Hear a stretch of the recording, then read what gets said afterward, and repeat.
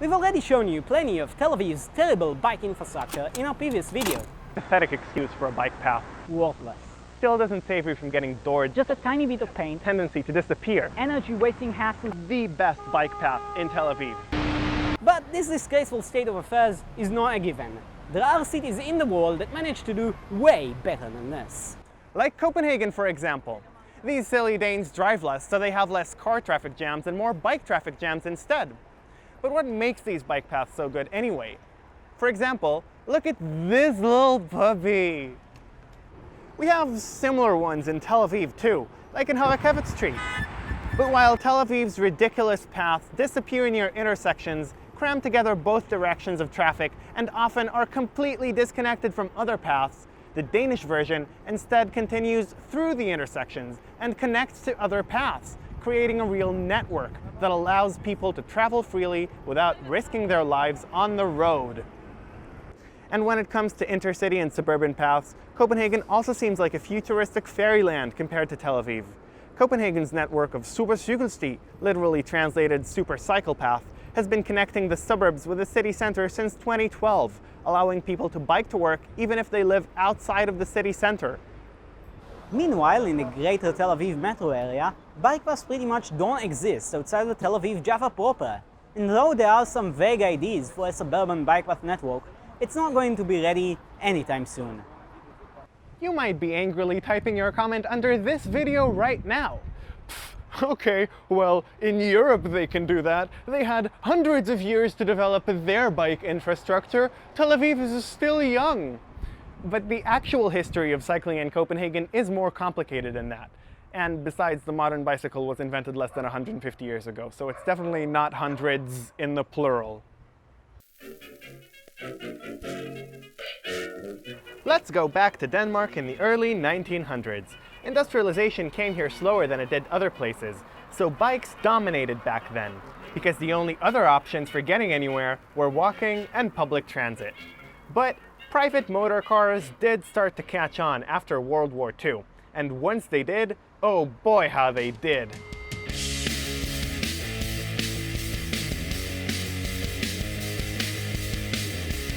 Once cheap cars came to Denmark, everyone wanted one. And so promptly, everyone got one. They used their new cars to move out of the city and into spacious suburbs.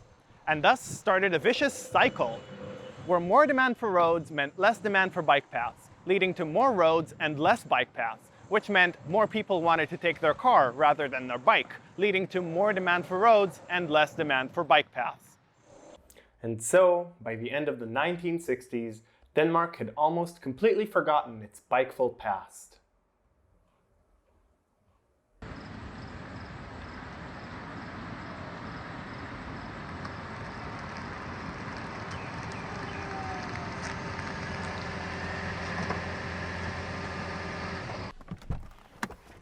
So, cars are pretty great, right? Right? Well, maybe when you have just one. But when you have this many, things start to get hairy pretty quickly. So you might imagine that Denmark got tired of all this traffic and decided to just collectively all switch to cycling. But no. It was the 1973 oil crisis that pushed the Danes over the edge, so I guess it's Israel's fault once again. The price of car food rose so much that most people couldn't afford to keep taking care of their car. And so their only option was to bike on the dangerous, dangerous road. The oil crisis also meant that the government had instated a new curfew for cars, a carfew, forcing nationwide car-free Sundays. And those few carless days were just what the Danes needed to be reminded of Copenhagen's glorious past. Luckily for the new cyclists of the 1970s, something else has been brewing up those years. In Parliament, the Great City Planning Demokratisering og Lokalisering. This was a pretty big reform that took years to implement. It was intended to shift the balance of power in city planning from the national and regional levels to the municipal and personal levels. This included getting more input from the citizens, as well as tasking the towns with some of their own planning, because sometimes the locals know what's best for them. And these locals mostly wanted one thing: not to get run over on their way to work.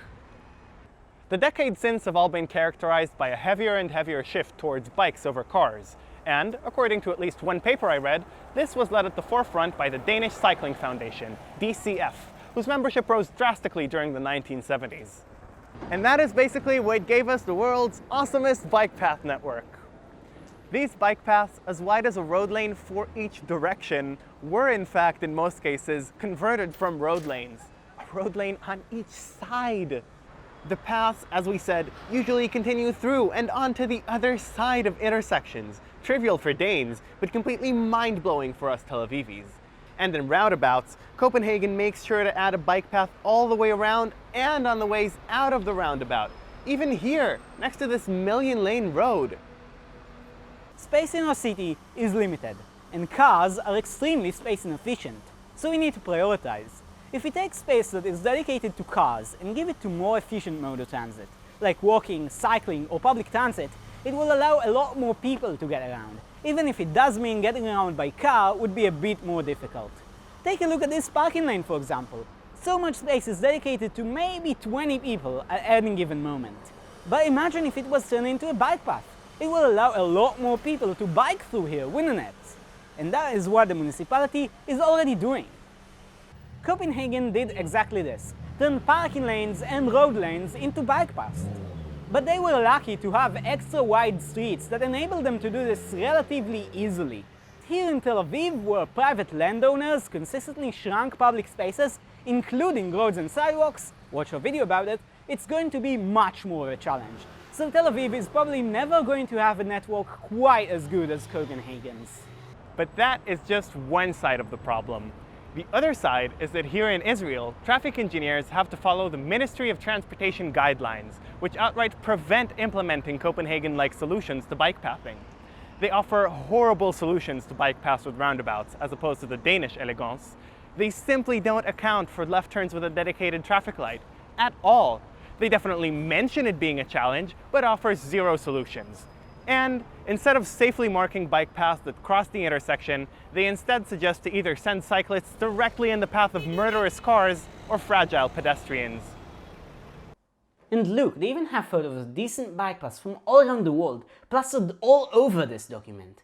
And yet, they still pretty much choose to ignore all these brilliant examples. But that doesn't mean we should give up. Regulations can be changed, and these are no different. In fact, they're from 2009, just 10 years ago. And before that, most documents from the Ministry of Transportation didn't even mention bicycles. So we could still get them to see the error of their ways and get ourselves some good, proper bike paths. Cyclists of the world unite! You have nothing to lose but your chains!